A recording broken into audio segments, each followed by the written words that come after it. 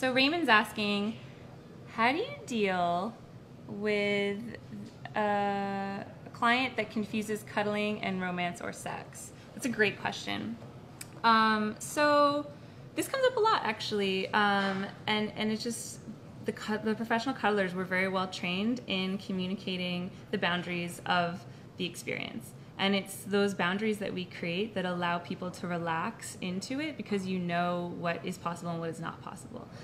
So we'll have lots of communication about that beforehand, and then if that comes up during a session, we just have a reminder comment of like, I totally understand you're feeling that, but we agreed that we would be within these boundaries while we had the session.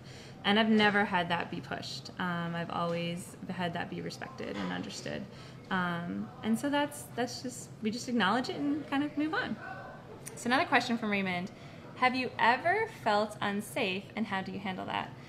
I actually haven't felt unsafe. I felt very supported by Cuddlist, and I've also learned in the last couple of years how to hold boundaries. So I just very clearly communicate that what we like to say to people and share at the beginning of the session is we say that we make a promise to our client, which is that if I ever feel uncomfortable, I'll let you know. And I will share that, hey, I'm not comfortable with that. Can we change that? Can we change positions or change what we're doing? And we ask that the client does the same so that we know everybody's in consent about what's occurring. And we'll check in with the client continuously throughout the session to make sure that what is happening they are comfortable with. And so I've never felt unsafe because if I ever feel uncomfortable at all, I can just say, hey, I'm uncomfortable with this. Can we just change positions?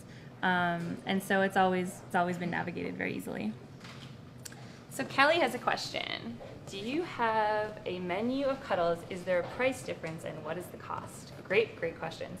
So we don't really have a menu of cuddles, but we do have there's a book called the Cuddle Sutra that some of us will pull from, and that's kind of fun.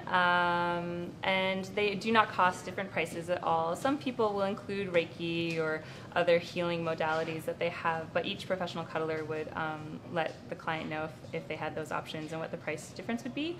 But typically a session through Cuddlist.com is $80 an hour. So wonderful question.